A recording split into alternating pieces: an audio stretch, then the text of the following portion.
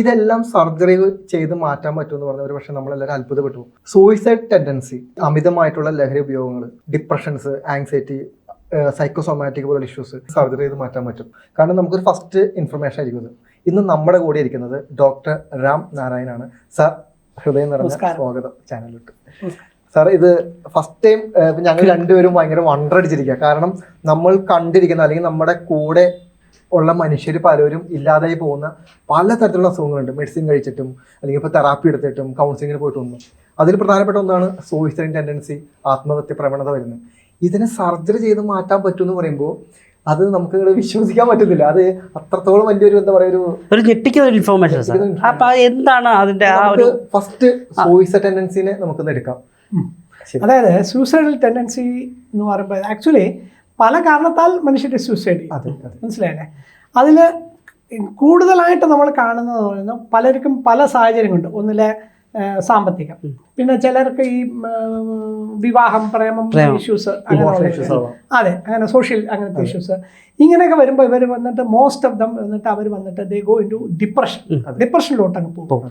Depression എന്ന് പറയുന്ന ഒരു രോഗാവസ്ഥയാണ്. അതായത് അവർക്ക് വന്നിട്ട് ഞാനിനി ജീവിച്ചിട്ട് എന്ത് കാര്യം എന്നൊരു തോന്നലുണ്ടാക്കുക. അതാണ് ഡിപ്രഷൻ്റെ മെയിൻ ഇതൊന്ന്.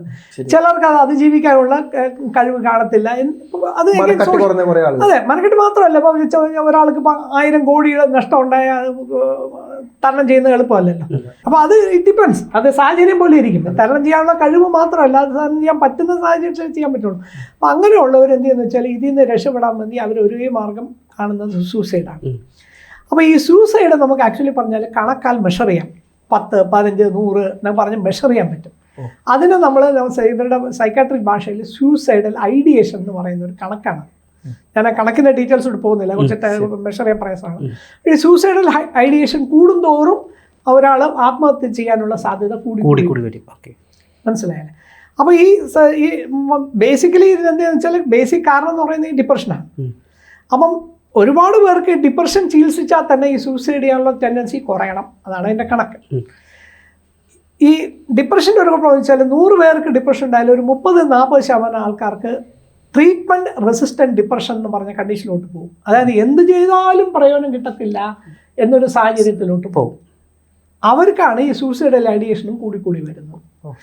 അങ്ങനെയുള്ള ആൾക്കാർക്ക് ഓൾറെഡി ഡിപ്രഷൻ പിന്നെ സൂസൈഡൽ ടെൻഡൻസിയും രണ്ടും കൂടെ വരുന്നവർ, അവരാണ് ഈ പലരും ആത്മഹത്യയിലോട്ട് പോകുന്നവർ, ആത്മഹത്യ ചെയ്യുന്നവരും ആത്മഹത്യ അതായത് ആത്മഹത്യാ മരിക്കാൻ വേണ്ടി ട്രൈ ചെയ്യുന്നവർക്ക് കെട്ടിയിട്ട് ചാവൂല, അങ്ങനത്തെ ആൾക്കാർ. അപ്പോൾ ഇതിന് നമുക്ക് ചികിത്സകളുണ്ട്. ചികിത്സ എന്ന് വെച്ചാൽ മരുന്നുകളുമുണ്ട്. പിന്നെ സൈക്കാട്രിക് മരുന്നുകൾ, ബിഹേവിയറൽ തെറാപ്പി, അങ്ങനെ കുറേ സാധനങ്ങൾ. ഞാൻ അതിനോട്ട് ഫോക്കസ്, അതെൻ്റെ സ്പെഷ്യാലിറ്റി അല്ലാത്തതുകൊണ്ട് ഞാൻ അതിലോട്ട് പോകുന്നില്ല. ഞാൻ ബേസിക്കലി ന്യൂറോ സർജനാണ്. അപ്പോൾ എൻ്റെ ട്രീറ്റ്മെൻറ്റ് എല്ലാം സർജറീസാണ്. അപ്പോൾ ഇതിനെന്ന് വെച്ചാൽ ഒരുപാട് ഡിപ്രഷനുള്ള ട്രീറ്റ്മെൻറ്റ് റെസിസ്റ്റൻറ്റ് ഡിപ്രഷനും പിന്നെ ഈ സൂസൈഡൽ ഐഡിയേഷൻ ഒരുപാടുള്ളവർക്കും നമ്മൾ സർജറി ചെയ്ത് ശരിയാക്കാൻ പറ്റും. ഈ സർജറി എന്ന് പറയുന്നത്, ഈ സർജറിയുടെ പേരെന്ന് പറയുന്നത് വേഗൽ നെർവ് സ്റ്റിമുലേഷൻ. ഈ വേഗൽ നെർവ് എന്ന് പറയുന്നത് തലച്ചോറിൽ നിന്ന് നമ്മുടെ വയറ്റിലോട്ടും കരളിലോട്ടും ഒക്കെ അതിനെ കൺട്രോൾ ചെയ്യുന്ന ഒരു നെർവാണ്. ഇതിങ്ങനെ വന്ന് കഴുത്തൊഴി ഇങ്ങനെ വന്ന് അതിങ്ങനെ ഹൃദയത്തിലോട്ടൊക്കെ പോകും. 2 സൈഡും ഉണ്ട് ഇങ്ങനെ. ഈ വേഗൽ നെർവിനെ നമ്മൾ സ്റ്റിമുലേറ്റ് ചെയ്യുകയാണെങ്കിൽ ഇവർക്ക് ഡിപ്രഷനിൽ നിന്ന് പുറത്തു വരാം. അപ്പോൾ ഞാൻ അതിൻ്റെ തിയറിയിലോട്ട് പോകുന്നില്ല. അത് ഈ സർജറി എന്ന് പറയുന്നത് USFDA അപ്രൂവ്ഡ് ആണ്. അതായത് നമ്മുടെ ലോകത്തെ എല്ലാ ചികിത്സയ്ക്കും USFDA എല്ലാവർക്കും അറിയാം. USFDA അപ്രൂവ് ചെയ്ത ഈ ഡിപ്രഷന് വേണ്ടിയുള്ള ഒരു ചികിത്സയാണിത്. ഇതൊരു വളരെ സിമ്പിൾ സർജറിയാണ്. ഒരു 1-1.5 മണിക്കൂറിൻ്റെ സർജറിയാണ്. ഇന്ന് ഓപ്പറേഷൻ ചെയ്താൽ നാളെ വീട്ടിൽ പോകാം. എന്നിട്ട് ഇവിടെ ഈ സ്റ്റിമുലേറ്റ് വെച്ചിട്ട്, അതെ, കഴുത്തിൽ ആ ഞരമ്പ് വരുമല്ലോ, ഈ ഞരമ്പ് നമ്മൾ പുറത്ത് തുറന്ന് നോക്കുമ്പോൾ തന്നെ ആ ഞരമ്പ് ഇവിടെ കാണും. ആ ഞരമ്പിൻ്റെ ചുറ്റുമായി ഇലക്ട്രോഡ് വെച്ചിട്ട് ഇവിടെ ഒരു ബാറ്ററി വെക്കും. എല്ലാം അകത്താണ് വെക്കുന്നത്. എല്ലാം അകത്താണ്, പുറത്ത് നമ്മളൊന്നും കാണുന്നില്ല. ഈ ബാറ്ററി വെച്ചതിന് ശേഷം നമ്മൾ ബാറ്ററിയുടെ കറണ്ട് അഡ്ജസ്റ്റ് ചെയ്യുമ്പോൾ ഇവർക്ക് ആ സൂസൈഡ് ടെൻഡൻസിയും കുറയും, പിന്നെ ആ ഡിപ്രഷനും നന്നായിട്ട് ചികിത്സിക്കാൻ പറ്റും. സാർ, ഇത് എപ്പോഴും ഇങ്ങനെ പ്രവർത്തിച്ചുകൊണ്ടിരിക്കുമോ? 24 മണിക്കൂർ അത് കണ്ടിന്യൂസ് 24/7 പ്രവർത്തിച്ചുകൊണ്ടിരിക്കും. നമ്മൾ സാധാരണ രോഗികളോട് പറയും നമുക്കൊരു 3 മാസം വരെ സമയം തരണം എന്ന് പറയും. കാരണം വെച്ചാൽ ഇപ്പം ഇയാൾക്ക് എത്ര കറണ്ട് വേണോ ആ കറണ്ട് ആയിരിക്കില്ല ഇയാൾക്ക്, വ്യത്യസ്തമായിരിക്കും. ഓരോരുത്തർക്കും ഓരോ ലെവലായിരിക്കും. നമ്മുടെ ഭാഷ പറയുകയാണെങ്കിൽ ഇൻഡിവിജ്വലൈസ്ഡ് ആണ്. അപ്പോൾ അതിന് നമുക്ക് കൂട്ടി കുറച്ച് പുറത്തു നിന്ന് എനിക്കൊരു കമ്പ്യൂട്ടർ വെച്ചിട്ട് ഇവിടെ ഇരുന്നപ്പോൾ രോഗി എൻ്റെ ഒപ്പിയിൽ വരികയാണെങ്കിൽ രോഗി അവിടെ ഇരുത്തിയിട്ട് എനിക്ക് ഇവിടെ വെച്ച് ഒരു കമ്പ്യൂട്ടർ വെച്ചിട്ട് ആ ഡോസും ഇത് കുറേ കാര്യങ്ങളുണ്ട്, ആംപ്ലിറ്റ്യൂഡ്, ഫ്രീക്വൻസി എന്ന് പറഞ്ഞ കുറേ പാരാമീറ്റേഴ്സ് ഉണ്ട്. അതെല്ലാം എനിക്ക് അഡ്ജസ്റ്റ് ചെയ്യാൻ പറ്റും. ഈ ഫീഡ്ബാക്ക് നമുക്ക് കമ്പ്യൂട്ടർ കിട്ടുമ്പോൾ അപ്പോൾ ഈ ഡേയ്സ് കഴിയും തോറും ഇതിൻ്റെ ഫ്രീക്വൻസി കുറച്ചുകൊണ്ടിരിക്കും. അതായത് അല്ല, ചിലർക്ക് കുറയ്ക്കണം, ചിലർക്ക് കൂട്ടണം. അത് ഓരോരുത്തരുടെ അസുഖത്തിൻ്റെ ഇത് അതിനെല്ലാം സ്കോറുകളുണ്ട്. ഫോർ എക്സാമ്പിൾ ഈ ഡിപ്രഷന് HAM-D എന്ന് പറയുന്ന സ്കോറുണ്ട്. ആ HAM-D 30 കൂടുതലാണെങ്കിൽ സിവിയർ ഡിപ്രഷൻ, അങ്ങനെയൊക്കെ കണക്കുണ്ട്. ഇതൊക്കെ ലോകം, ഞാൻ പറഞ്ഞില്ലേ USFD ആകുമ്പോൾ അതിനെല്ലാം ഇതൊന്നുമില്ല. എൻ്റെ ഒരു ഡൗട്ട് വെച്ചിട്ട് സാർ, അതായത് ഇപ്പോൾ ഈ സൂയിസൈഡ് ടെൻഡൻസി എന്ന് പറയുന്നത് ആക്ച്വലി നമ്മുടെ തോട്ട്സിൽ നിന്ന് ജനറേറ്റ് ആവുന്ന, ദാറ്റ് മീൻസ് ഇപ്പോൾ സാറ് പറഞ്ഞത് നമ്മുടെ ഈ വെയിൻ സ്റ്റിമുലേഷൻ ചെയ്യുന്നുണ്ടെങ്കിൽ ഈ നെർവ്, അതെ, ഈ നെർവ് ഈ പറയുന്ന സ്റ്റിമുലേഷൻ ചെയ്യുന്നുണ്ടെങ്കിൽ ഈ തോട്ട്സ് വെയിനിലൂടെ പാസ് ചെയ്ത് സ്റ്റോർ ചെയ്യുന്നതല്ല എൻ്റെ അർത്ഥം? അല്ലല്ല, അങ്ങനെയല്ല. അതിൻ്റെ വളരെ ലളിതമായിട്ട് പിന്നെ സാധാരണക്കാർക്ക് മനസ്സിലാവുന്ന രീതിയിൽ പറയുകയാണെങ്കിൽ ഈ ഞരമ്പ് പല സ്ഥലത്തു നിന്നാണ് ഉത്ഭവിക്കുന്നത്. ഓക്കെ. ഇപ്പോൾ ഫോർ എക്സാമ്പിൾ നമ്മൾ ഇതിൽ പറയല്ലേ, ഇന്നാലെ ഞാൻ ഒരു വീഡിയോ ഞാൻ കണ്ടു. പിന്നെ ആക്ച്വലി ഗംഗയാർ എന്ന് പറയുന്നത് ഹിമാലയത്തിൽ നിന്ന് വരുന്നില്ല. പല നദികളും വന്ന് ഒരു പോയിന്റിന് ശേഷമാണ് ഗംഗയാവുന്നത്. അതേപോലെ ഈ ഞരമ്പ് പലതും അവിടെ നിന്നും ഒക്കെ തുടങ്ങിയതിന് ശേഷമാണ് ഒരു പോയിന്റ് വന്നിട്ടാണ് വേഗസ് നെർവ് ആവുന്നത്. അതുവരെ വേഗസ് നെർവ് അല്ല, അവിടെ നിന്ന് കുറച്ച് ഇവിടെ നിന്ന് കുറച്ച്. ബിക്കോസ് ഈ വേഗസ് നെർവ് ഒരു സൈഡ് ഹാർട്ട് കൺട്രോൾ ചെയ്യണം, അതിന് വേറെ ഒരു സെൻട്രലാണ് കൺട്രോൾ ചെയ്യുന്നത്. വേറെ സ്ഥലത്ത് നമ്മുടെ ദഹനം കൺട്രോൾ ചെയ്യണം, അത് വേറെ സ്ഥലത്ത് നിന്ന് വരണം. വേറെ സ്ഥലത്ത് നമ്മുടെ ടേസ്റ്റ് കൺട്രോൾ ചെയ്യണം, അത് മൂന്നാമത് സ്ഥലത്ത്. മനസ്സിലായില്ല? അപ്പം പലതും ചേർന്ന് അവസാനം ഈ കഴുത്തിന്റെ ഇവിടെ വരുമ്പോഴാണ് അത് ഒറ്റ നെർവ് ആകുന്നത്. ഞാൻ ചോദിക്കാൻ, സാധാരണക്കാരൻ പെട്ടെന്ന് ചിന്തിക്കും നമ്മുടെ തലയുടെ അകത്തിരിക്കുന്ന നമുക്ക് ഫാമിലി ഇഷ്യൂ ആവാം, ഫിനാൻഷ്യൽ ഇഷ്യൂ ആവാം, സോഷ്യൽ ഇഷ്യൂ ആവാം. ഈ ഇഷ്യൂസിന് വരുമ്പോൾ അതെങ്ങനെയാണ് ഒരു ഓപ്പറേഷൻ ചെയ്തൊരു വെയിന് ഇത് കൊടുത്തിട്ട് മാറുന്ന സാധാരണക്കാരൻ മനസ്സിലാവില്ല. അതുകൊണ്ടാണ് അപ്പൊ ഈ നെർവ് ആക്ച്വലി പറഞ്ഞാൽ നമ്മള് തലച്ചോറിൽ പലയിടത്തും ഓപ്പറേഷൻ ചെയ്യാൻ പറ്റുന്നതിന് പകരം നമ്മൾ ഒരു ഒറ്റമൂലിയായിട്ട് ഇവിടെ ചികിത്സിക്കുക. ഡയറക്ട്ലി ഈ നെർവ് സ്റ്റാർട്ട് ചെയ്ത പോയിന്റിൽ തന്നെ ആണ് നമ്മൾ ഇവിടെ സ്റ്റിമുലേറ്റ് ചെയ്തിട്ട് ഈ സ്റ്റിമുലേഷൻ നമ്മൾ പലയിടത്തേക്കും സ്പ്രെഡ് ചെയ്യിപ്പിക്കുകയാണ്. മറ്റേത് തലച്ചോറിൽ ഓരോ ഇടത്തും നമ്മൾ സ്റ്റിമുലേറ്റ് ചെയ്യാൻ പറ്റത്തില്ല. അല്ലേ? ഒരാളുടെ തലച്ചോറിൽ ഒരുപാട് പിന്നെ വയർ കുത്തി വെക്കാൻ പറ്റൂല. മനസ്സിലായി. ഇത് ഒറ്റ അടിക്ക് നമ്മൾ പലയിടത്തും സ്റ്റിമുലേറ്റ് ചെയ്യും. ഇതിന്റെ പ്രോസസ്സ് എങ്ങനെയാണ് സാർ? ഇപ്പം ഒത്തിരി പേര് കാണും. അപ്പോൾ ഒത്തിരി ഇപ്പം ഇപ്പോഴത്തെ ഒരു ടൈമിൽ ഈ സൂയിസൈഡൽ ഡിപ്രഷൻ മോഡിലേക്ക് പോകുന്ന ഒത്തിരി പേരുണ്ട്. അപ്പം ഇവരെ എല്ലാവരെയും ചികിത്സിക്കാൻ പറ്റുമോ? അല്ല, അങ്ങനെയല്ല. ഇതെന്താണെന്ന് വെച്ചാൽ ഞാൻ നേരത്തെ പറഞ്ഞ പോലെ ഈ ഡിപ്രഷൻ ഏറ്റവും നല്ല ചികിത്സ എന്ന് പറയുന്നത് മരുന്നുകളും സൈക്കാട്രിക് ട്രീറ്റ്മെൻറ്റാണ്. അതിന് മെഡിസിൻസ് ഉണ്ട്. പിന്നെ ഈ തലയിൽ ഷോക്ക് അടിക്കുന്നവരാണ്, ECT കുറേ ഉണ്ട്, എന്തൊക്കെയോ ഉണ്ട്. ഞാൻ അതിനകത്ത് പോകുന്നില്ല. അതെല്ലാം ചെയ്തിട്ടും അവസാനം ഒരു ഗ്രൂപ്പ് കാണും, ട്രീറ്റ്മെന്റ് റെസിസ്റ്റന്റ്. അവരേ ഉള്ളൂ, അങ്ങനത്തെ രോഗികളെ നമ്മൾ കൺസിഡർ ചെയ്യാൻ പറ്റുള്ളൂ. അങ്ങനെ ഉള്ളവരും നമ്മൾ പിന്നെയും നമ്മൾ സെലക്ട് ചെയ്യുന്നു. അപ്പം അത് 100 പേരിൽ 30 പേര്, ഏകദേശം 30 പേര് ട്രീറ്റ്മെന്റ് റെസിസ്റ്റന്റ്. ആ 30 നമ്മൾ പിന്നെയും കുറെ ടെസ്റ്റുകൾ ചെയ്തിട്ട് നോക്കും, ഇവർക്ക് ചെയ്യാൻ പറ്റുമോ, ഇവർക്ക് ചെയ്താൽ ഫലം കിട്ടുമോ ഇല്ലയോ എന്ന് നോക്കും. എന്നിട്ടാണ് നമ്മൾ ഡിസൈഡ് ചെയ്യുന്നത്. അപ്പോൾ അവസാനം 100 രോഗികൾ ചിലപ്പോൾ ഒരു 8-9 പേർക്ക് നമ്മൾ ഓപ്പറേറ്റ് ചെയ്യുള്ളൂ. പക്ഷെ അവർക്ക് നല്ല റിസൾട്ട് ആയിരിക്കും. ഇതിന്റെ ഒപ്പം തന്നെ ഇപ്പൊ സാറേ പറഞ്ഞ നെർവിൽ നമ്മൾ സ്റ്റിമുലേഷൻ ചെയ്യുന്ന സമയത്ത് ഇവർക്ക് വേറെ കുറച്ച് ഇഷ്യൂസും കാണുമല്ലോ ഇതിന്റെ ഒപ്പം തന്നെ, അതും കൂടി സോൾവ് ആവാതെ പർട്ടിക്കുലർ ഈ പറയുന്ന സൂയിസൈഡ് ഐഡിയേഷൻ മാത്രമാണ് സോൾവ് ആവുക? അതെങ്ങനെയാണ്? അല്ല, അങ്ങനെയല്ല. അപ്പം ഈ ഡിപ്രഷന്റെ കൂടെ വേറെ അസുഖം ഉണ്ടെങ്കിൽ നമ്മൾ അതൊക്കെ നമ്മൾ സൈക്കാട്രിക് മെഡിസിൻസ് വെച്ച് കൺട്രോൾ ചെയ്തതിന് ശേഷമേ ഇവിടെ വരാം.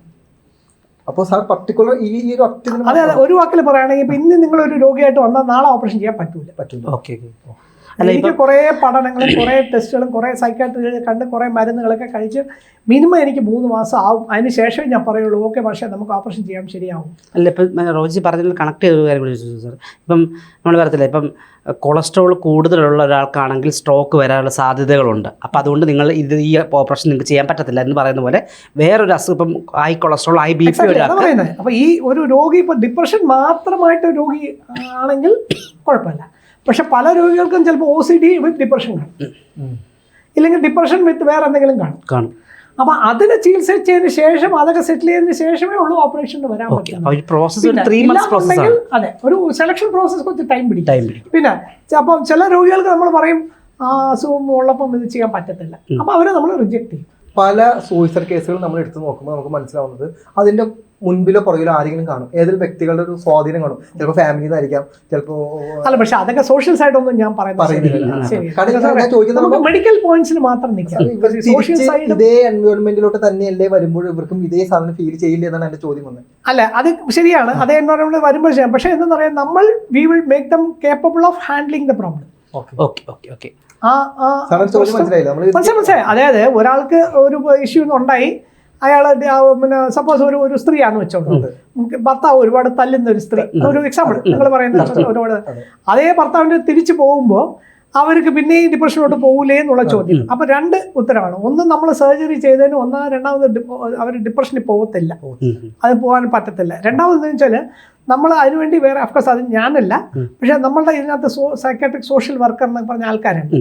അവർ ഈ പേഷ്യൻറ്റിൻ്റെ ജീവിത സാഹചര്യങ്ങൾ പഠിച്ച് അതിനുള്ള ചികിത്സകൾ അവർ ചെയ്യും. അതിനകത്ത് ഞാൻ ഇടപെടുന്നില്ല, ബിക്കോസ് അതിനകത്ത് സർജിക്കലൊന്നുമില്ല. പക്ഷേ അവരും പറയും ഇത് ഒരാൾ ചെയ്യാൻ പറ്റുന്നില്ല, ഇപ്പം ഞാൻ മാത്രം ഇതിനകത്ത് ചെയ്യാൻ പറ്റത്തില്ല. ഇതിനകത്ത് ഒരു ഗ്രൂപ്പ് ഓഫ് ഡോക്ടേഴ്സ് ഉണ്ട്, ടീമുണ്ട്. മണിച്ചിത്രത്താഴ് ആക്ച്വലി എന്താണ് ഇപ്പോഴും ഇങ്ങനെ ആയിരിക്കും, പെട്ടെന്ന് ആൾ മാറും. അതാണ് ബൈപ്പോളർ ഡിസോർഡർ. അത് ഭയങ്കര കോമണാണ്. അത് നമ്മൾ വിചാരിക്കുന്നേക്കാളും കൂടുതൽ കാണണം. നമ്മുടെ സാധാരണ ആൾക്കാർ നമ്മുടെ വീട്ടിൽ തന്നെ ഒരുപാട് പേര് കാണും. പക്ഷെ അത് വന്നിട്ട് മറ്റവർക്ക് ദേഹോദരം ചെയ്യുമ്പോഴോ അല്ലെങ്കിൽ സ്വന്തം ജീവിതത്തിലോട്ട് പ്രശ്നം വരുമ്പോഴും നമുക്ക് ഇതേ സർജറി ബൈപ്പോളാർ ഡിസോർഡറിനും ചെയ്യാൻ പറ്റും. അപ്പോൾ ഇതിന് ഭയങ്കര വലിയൊരു ഇൻഫർമേഷൻ ആണ്. നമുക്ക് എനിക്ക് തോന്നുന്നു കേൾക്കുന്ന ആളുകൾ പലപ്പോഴും ഭയങ്കര നമ്മളടക്കം അത്ഭുതപ്പെട്ടു. അതെ സാറേ, ഇതിന് ഈ സർജറി ചെയ്തതിനു ശേഷം പിന്നെ മെഡിസിൻ എടുക്കേണ്ട ഇതുണ്ടോ അതോ? ചിലർക്ക് വേണ്ടി വരും, ചിലർക്ക് വേണ്ടി വരത്തില്ല. മെഡിസിൻ നിർത്താൻ ശ്രമിക്കും. ഇതിനൊരു ഏജ് കാറ്റഗറി ഉണ്ടോ അതോ ഏത് ഏജിലുള്ളവർക്കും ഈ സർജറി? സാധാരണ ഒരു 15-16 ശേഷമാണ് ചെയ്യുന്നത്. കാരണം ഈ നെർവ് ഒന്ന് വളരണം. നമ്മൾ ഈ നെർവിന് ചുറ്റും ഇലക്ട്രോഡ് കൊച്ചു വയ്ക്കുക. ആ നെർവ് ശരിയില്ലെങ്കിൽ ആ ഇലക്ട്രോഡ് അതിനൊക്കെ റിപ്പിരിക്കുക. പിന്നെ പിന്നെ ഹാർട്ടും പിന്നെ ഭയങ്കര പ്രശ്നമാണ്. ബിക്കോസ് ആ നെർവിന്റെ ഈ വശം തലച്ചോറിലോട്ട് പോകും, ഈ വശം അത് ഹാർട്ടും ഇതും ഒക്കെ കൺട്രോൾ ചെയ്യുന്ന നെർവാണല്ലോ. അത് വളരെ ഇമ്പോർട്ടൻറ്റ് നെർവാണ്. സാർ നമ്മൾ നേരത്തെ സംസാരിച്ച സാർ പറഞ്ഞു, ഇപ്പം ഇത് നമുക്കിപ്പം ഒരാളെ സെലക്ട് ചെയ്താലും ഒരു കമ്മിറ്റി ഉണ്ടല്ലോ ഇപ്പം ഇന്ത്യയുടെ. അത് നിയമപരമായിട്ട് ഒരു ഇതുണ്ട്. അതായത് ഇപ്പൊ നമ്മൾ സെലക്ട് ചെയ്താൽ മാത്രം പോരാ, ഈ എല്ലാ ഡിസ്ട്രിക്റ്റിലും ഉണ്ടെന്ന് തോന്നുന്നു. അങ്ങനെയാണ് നിയമം. പക്ഷേ ഇവരെന്ന് വെച്ചാൽ ഫോർ എക്സാമ്പിൾ ഇപ്പൊ തമിഴ്നാട്ടിൽ അവരെന്ന് വെച്ചാൽ 4 ഡിസ്ട്രിക്ട് ചേർത്ത് കൊണ്ടുവച്ചിരിക്കും. അതൊക്കെ സർക്കാർ അതിനകത്ത് നമുക്ക് അഭിപ്രായമില്ല, നല്ലതുപോലെ ചീത്തയില്ല. അപ്പൊ ഇവരിങ്ങനെ മാസം മീറ്റ് ചെയ്യുമ്പോൾ നമ്മൾ നമ്മുടെ കേസ് അവിടെ കൊണ്ടുവയ്ക്കണം. മെന്റൽ ഹെൽത്ത് റിവ്യൂ ബോർഡ് എന്ന് പറയും. ആ ബോർഡുകാരും സമ്മതിക്കണം. കാരണം എന്ന് വെച്ചാൽ ആക്ച്വലി ആ നിയമം കൊണ്ടുവന്നത് നല്ല ഉദ്ദേശത്തിലാണ്. നല്ല ഉദ്ദേശം എന്ന് വെച്ചാൽ ഒരുപാട് സ്ഥലത്ത് ഇങ്ങനെ ആൾക്കാരെ കാശുള്ളവരെ ഭ്രാന്തനാക്കി ആശുപത്രിയിൽ അഡ്മിറ്റ് ചെയ്യുന്ന പരിപാടിയൊക്കെ ഉണ്ട്. നമുക്കറിയാം, നമുക്ക് തന്നെ അറിയാം, കേസുകളൊക്കെ ഉണ്ടായിട്ടുണ്ട്. അതൊക്കെ അവോയ്ഡ് ചെയ്യാനാണ് ഇത് ചെയ്യുന്നത്. മനസ്സിലായില്ലേ? അപ്പം അതിൻ്റെ കൂടെ അവർ പറയുന്നത് വെച്ചാൽ ഇങ്ങനെ ഓപ്പറേഷൻ ഇത് നിങ്ങൾക്കൊക്കെ ഓർമ്മയുണ്ടോ എന്ന് പറയും. ഞാനൊക്കെ കോളേജിൽ പഠിക്കുമ്പോൾ താളവട്ടം എന്നൊരു മോഹൻലാലിൻ്റെ അതിനകത്ത് എപ്പോഴും അയാൾ ഒരു മുട്ടയെ കാണിക്കും. മുട്ട എന്ന് പറഞ്ഞ് കൊട്ടിയിട്ട് പോകും. ആ മുട്ട ആക്ച്വലി പണ്ട് ഒരു സർജറി ചെയ്യുമായിരുന്നു, തലച്ചോറിനെ ഇങ്ങ് കട്ട് ചെയ്തത്. പണ്ട് ഞാനൊക്കെ ജനിക്കുന്നു 1960-ലൊക്കെ ആ സർജറി ആ സർജറി എന്ന് വെച്ചാൽ ഇങ്ങനെ ആയിപ്പോ ആൾക്കാർ തലച്ചോറിന് എടുത്തുകളെ. പിന്നെ അത് പണ്ട് എന്തൊക്കെയോ ചെയ്തിട്ടില്ലേ പക്ഷേ ഒരു കാലത്ത് ചെയ്യുമായിരുന്നു അങ്ങനെ. അപ്പൊ അത് പിന്നെ ചെയ്യില്ല. 62, 63 ചെയ്യുമായിരുന്നു. ഉപദ്രവിക്കുന്നവരെ തലച്ചോറിന്റെ ചില ഭാഗങ്ങളൊക്കെ എടുത്തുകളെ. എടുത്തു കളയുമ്പോൾ പിന്നെ അവരെ ഇങ്ങനെ അങ്ങനെ ആയിക്കൊണ്ടിരുന്നു. ഇൻഫാക്ട് വിറ്റെന്ന് വെച്ചാൽ 1961 ഒരു ഡോക്ടർക്ക് നോബൽ പ്രൈസ് വരെ കൊടുത്താ ഈ സർജറി കണ്ടുപിടിച്ചത്. മനസ്സിലായത്? അപ്പൊ അതിനുശേഷം ഒരു 65-ലൊക്കെ എന്താ വെച്ചാൽ അമേരിക്കയിലാണ് കണ്ടുപിടിച്ചത്. അമേരിക്കയിലെ ഗവൺമെന്റ് പറഞ്ഞു ഈ സർജറി ചെയ്യാൻ പാടില്ലെന്ന് വെച്ച് അതുകൊണ്ടാണ് ഈ സർജറിനെയും കൂടെ ഇതിനകത്ത് ഇൻവോൾവ് ചെയ്തത്. മനസ്സിലായില്ല? അപ്പൊ ഞാൻ എന്റെ ഇഷ്ടത്തിന് ഒരു തന്നെ പിടിച്ച് ഓപ്പറേറ്റ് ചെയ്ത് അവൻ ഇതായി പോരുന്നത്. പക്ഷേ ഈ സർജറിയിൽ അഡ്വാൻറ്റേജ് അറിയോ, ഇതിനകത്ത് നമ്മൾ 2 കാര്യമുണ്ട്. ഒന്ന്, നമ്മൾ തലച്ചോറിൽ ഒരു പോർഷനും റിമൂവ് ചെയ്യുന്നില്ല. മനസ്സിലായില്ലേ? രണ്ടാമത് നമ്മുടെ സർജറി ചെയ്തതുകൊണ്ട് ഇപ്പോൾ അറ്റ കൈക്ക് സർജറി ശരിയല്ലെങ്കിൽ നമുക്ക് ഈ ബാറ്ററി ഓഫ് ചെയ്ത് വെച്ചാൽ മതി, അയാള് പഴയ പോലെ 100% റിവേഴ്സിബിൾ. എനിക്ക് രോഗിയുടെ പ്രശ്നങ്ങൾ കൂട്ടാൻ പറ്റത്തില്ല, കുറയ്ക്കാനേ പറ്റും. അല്ല, നമ്മളിപ്പം ഈ പറഞ്ഞ ഇങ്ങനെ ഒരു വീഡിയോ ചെയ്യുമ്പോൾ എല്ലാവരും ചിന്തിക്കുന്ന ഒരു കാര്യമാണ് എത്രമാത്രം ഒതന്റിക് ആണ് ഇതിന്റെ സംഭവം. അപ്പം ഈ പറഞ്ഞ ഗവൺമെന്റ് ഒരു ബോർഡിനകത്ത് ഇൻവോൾവ് ആണ്. ഈ പറഞ്ഞ ഇത്ര പ്രോസസ്സ് കഴിഞ്ഞിട്ടാണ് ഈ ഒരു സെലക്ഷൻ പ്രോസസ്സ് തന്നെ വരുന്നത്. ഓടിച്ചെന്ന് ചെയ്യുന്നില്ല. അപ്പം അത്രയും ഒതന്റിക് ആയിട്ട് അത്രയും ഗവൺമെന്റിന്റെ കൂടെ അപ്രൂവൽ ഉണ്ടെങ്കിൽ ഇത് ചെയ്യാൻ പറ്റത്തില്ല. അത്രയും ഗവൺമെന്റ് അല്ല, ഒരു ജഡ്ജ് ഗവൺമെന്റ് അല്ല. അത് ഗവൺമെന്റിലോ അപ്പം ഗവൺമെന്റ് ആൾക്കാർ വിചാരിക്കും ഒരു 10,000 രൂപ കൊടുത്താൽ അല്ലല്ല. അതൊരു ജഡ്ജ്, പിന്നെ 2 സൈക്കാട്രിസ്റ്റ്, അതൊരു കമ്മിറ്റിയാണ്. ഒരു കമ്മിറ്റി ഗവൺമെന്റ് നിയമിക്കുന്ന ഒരു കമ്മിറ്റിയാണ്, അവരുടെ ജോലിയാണ്. ആൻഡ് അവരുടെ തീർമാനം നമുക്ക് ഹൈക്കോടതിയിലെ ചോദ്യം ചെയ്യാൻ പറ്റുള്ളൂ. നിലവിൽ ഈ സർജറി ചെയ്യുന്ന വേറെ ആരൊക്കെ ഉള്ളത്? ഇന്ത്യയിൽ അധികം ആരും ചെയ്യുന്നില്ല, എൻ്റെ അറിവിൽ ഞാൻ മാത്രമേ ചെയ്യുന്നുള്ളൂ. പക്ഷെ അത് ഞാൻ പറയുന്നത് ശരിയല്ല. ചില കാര്യങ്ങൾ നമ്മൾ അറിയിക്കേണ്ടതുണ്ട്. ഇപ്പം ഇന്ത്യയിലെ ഇങ്ങനൊരു സർജറി മനസ്സിലായി. അപ്പം ഈ പറയുന്ന നമ്മൾ ഈ ഒരു സർജറി എന്ന് പറഞ്ഞാൽ ഇപ്പം ഏറ്റവും കൂടുതൽ ആൾക്കാർക്ക് ആവശ്യമുള്ള ഒരു സർജറിയാണ്. അതിന്റെ ഒപ്പം തന്നെ വേറെ കാര്യം, സർജറി കേൾക്കുമ്പോൾ പേടിയും ഹോസ്പിറ്റലുകളിൽ പല ചെറിയ കേസുകളിലിട്ടും ചെല്ലുമ്പോൾ അവർ നേരെ സർജറിയിലോട്ട് കയറ്റാം പല കാര്യങ്ങൾ ചെയ്യും. അപ്പോൾ ആൾക്കാർക്ക് ഒരു പേടിയായിപ്പോയി. സർജറിന്റെ ആവശ്യമുണ്ട്, ഒരു പനി എന്ന് പറഞ്ഞു വന്നാൽ അവസാനം സർജറി അവസാനിക്കുന്നത്. അങ്ങനെ ഒരു ഇഷ്യൂ. ഇതിനകത്തും വേറൊരു കാര്യമുണ്ട്. മോസ്റ്റ് ഇമ്പോർട്ടൻറ്റ് ഞാൻ ഈ മെന്റൽ ഹെൽത്ത് ബോർഡ് പറഞ്ഞില്ലേ, മെന്റൽ ഹെൽത്ത് ബോർഡിലാണെന്ന് വെച്ചാൽ ആദ്യത്തെ പോയിന്റ് എന്താണെന്ന് വെച്ചാൽ patient should give return concern for the surgery. ആദ്യത്തെ പോയിന്റ് ഒരു കുറച്ച് പോയിന്റ് ഇതിലാണ്. അപ്പം patient should give concern point surgery എന്ന് പറയുമ്പം എൻ്റെ റെസ്പോൺസിബിലിറ്റിയാണ് ഈ പേഷ്യൻറ്റിന് കൺസെൻറ്റ് കൊടുക്കാനുള്ള ബുദ്ധി വികസതയുണ്ട് എന്ന് ഞാൻ സ്ഥാപിക്കണം. അത് കോടതിയാണ്, ജഡ്ജിയാണ്. മനസ്സിലായില്ലേ?